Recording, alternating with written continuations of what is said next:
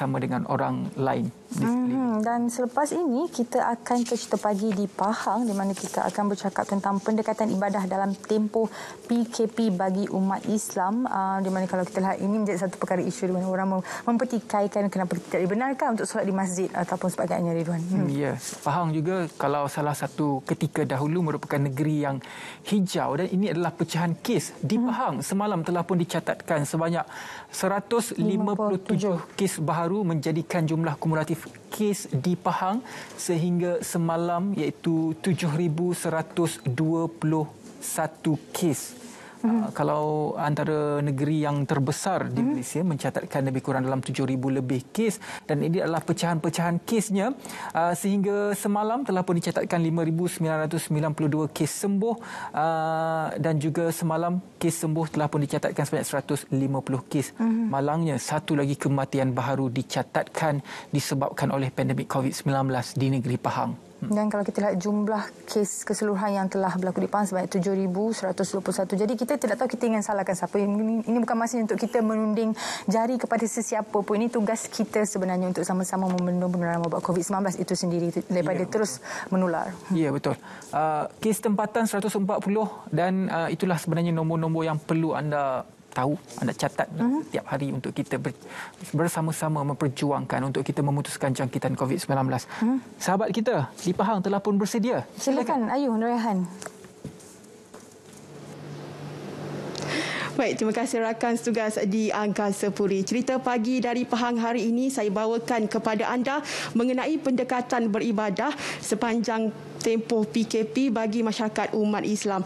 Baik, perkembangan lanjut bersama saya ketika ini ialah Mufti Negeri Pahang, Datuk Seri Dr. Abdul Rahman Osman. Apa khabar Datuk Seri? Alhamdulillah, syukur, alhamdulillah. Baik Datuk Seri, sepanjang tempoh PKP ini kita sedia maklum kita kena terikat dengan SOP yang telah pun digariskan kerajaan. Jadi kapasiti masjid juga adalah terhad. Ada juga yang berpeluang menunaikan solat Jumaat 3 kali berturut-turut, dan ada juga yang tidak berpeluang. Jadi mungkin Datuk Seri boleh bagi penjelasan mengenai perkara ini. Bismillahirrahmanirrahim. Alhamdulillah wassalatu wassalamu ala Rasulillah wa ala alihi washabihi ajmain. Ada satu hadis Rasulullah sallallahu alaihi wasallam berkaitan dengan orang yang meninggalkan Jumaat 3 kali berturut-turut. Iaitu maksudnya siapa yang meninggalkan Jumaat 3 kali dengan tidak ada sebab yang darurah. Itu hadis Rasulullah menyebut darurah ni. Maka dia akan dicap, akan dipeterikan, dia akan ditutup hatinya.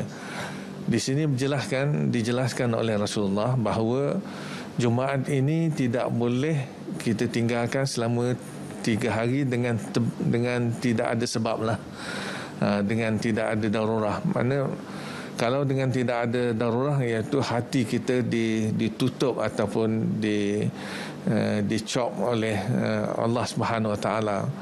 Artinya dia tidak mendapat rahmat daripada Allah dan sebagainya lah. Tapi kalau dia di dalam keadaan yang darurah, dalam keadaan seperti sekarang ni, iaitu kalau kita lihat kita dalam tempoh PKP ini adalah satu tempoh yang di negara kita wabak penyakit ni semakin meningkat dan boleh mudaratkan, boleh menyebabkan mengancam nyawa seseorang. Maka dia, bila istilah darurat ni apabila boleh membawa kepada kematian, dia dikatakan darurat lah. Maka kita boleh sampai sekarang ni kemungkinan boleh, kita tak tahu di mana kita pergi, kemungkinan besar kita akan dijangkiti oleh wabak COVID-19 ini. Maka dengan itu adalah diberikan ruang rukhsah, iaitu ruang untuk kita boleh tidak datang ke masjid dengan sebab itu. Ada dalam hadis Rasulullah SAW menyebut apabila seorang bertanya kepada Rasulullah, bilakah waktu yang dia dibenarkan untuk tidak datang ke masjid atau tidak datang berjumaat? Rasulullah menyebut ada dalam bentuk umum, iaitu seperti hujan misalnya, seperti kawasan di situ selut tidak boleh berjalan, ataupun dalam keadaan lalu gelap, terlalu gelap yang tidak nampak jalan. Itu dalam bentuk umum lah. Dan juga dalam bentuk khusus, seseorang itu kalau dia dalam keadaan yang sakit dan dia takut pada diri dia, maknanya sekarang ni kita dalam keadaan apabila kita takut, kita pergi boleh menyebabkan jangkitan kepada penyakit ini. Dia termasuk dalam sesuatu yang dibenarkan, diberikan rukhsah dia dibenarkan untuk kita tidak tidak boleh pergi ke masjid lah. Itu kita tidak berjemaat, tidak salah dan tidak berdosa lah. Dan kita takut juga misalnya pada diri kita atau takut pada orang lain. Kita menjaga anak kita atau sesuatu yang kalau kita tak ada menyebabkan mudarat. Itu di antara perkara-perkara yang boleh ditinggalkan jemaat, boleh tinggalkan berjemaah di masjid. Itu satu perkara yang mana kita mengharapkan kepada semua masyarakat Islam supaya tidak risau ataupun tidak merasakan dia berdosa, kerana fakta ini menunjukkan sesuatu yang boleh diharuskan oleh syarak untuk kita tidak berjemaah. Mudah-mudahan apa yang kita jelaskan ini kita rasa tenang. Baik Datuk Seri, dalam konteks kenegaraan PKP ini adalah di bawah kuasa kerajaan ataupun ulil amri. Jadi sejauh mana pematuhan SOP ketika PKP ini di kalangan masyarakat umat Islam? Oleh kerana kita berada di dalam suasana yang agak membimbangkan, kerana wabak ini semakin meningkat bukan semakin menurun.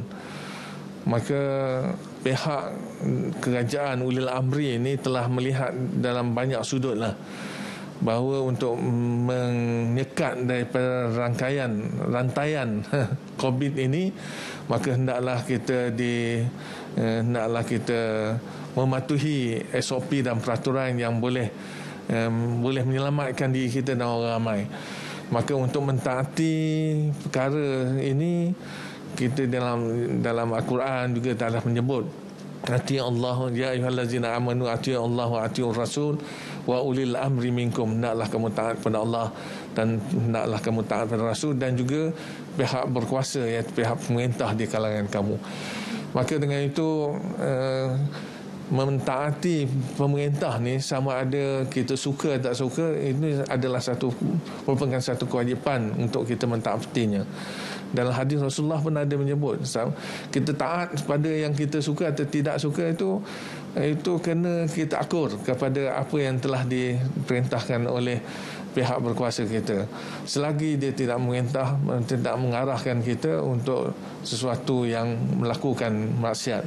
Kalau dia mengarahkan kita melakukan maksiat, barulah kita tidak mentaatinya. Selagi perkara itu betul, kita kena taat, wajib sebenarnya untuk mentaati pemerintah ini, khususnya dalam SOP ini, untuk menyelamatkan diri kita dan masyarakat umumnya.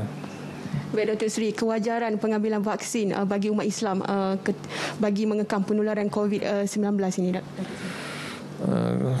pertama, vaksin ini telah diputuskan oleh Fatwa Negeri Pahang dan seluruh fatwa di Malaysia ini adalah dia halal dan dia selamat, dan dengan itu untuk kita naklah kita menerima ataupun akur dengan pihak berkuasa negeri ataupun negara lah, mengatakan vaksin ini boleh selamat lagi untuk kita mengambilnya.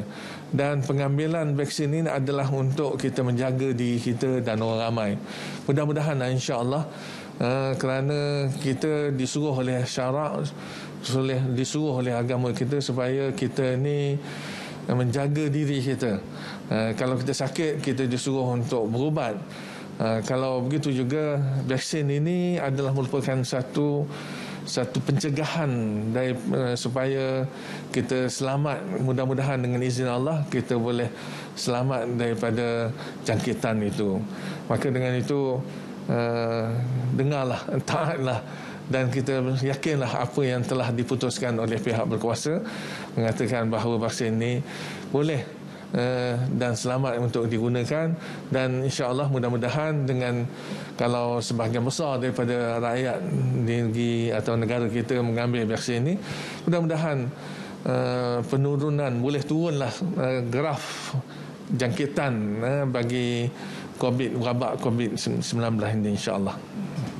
Baik Datuk Seri, saya kira Datuk Seri jelaskan tadi cukup jelas. Semoga kita semua dapat mematuhi SOP dan juga dapat mengambil vaksin bagi mengelak penularan COVID-19 di kalangan kita. Kita jaga SOP. Sekian laporan dari Pahang, kembali bersama rakan tugas di Angkasa Puri. Silakan. Baik, terima kasih Ayu Nurhandi atas laporan anda yang berada di Pahang tadi, dan sekarang ini kita akan berehat sebentar dan kembali selepas ini dalam Selamat Pagi Malaysia.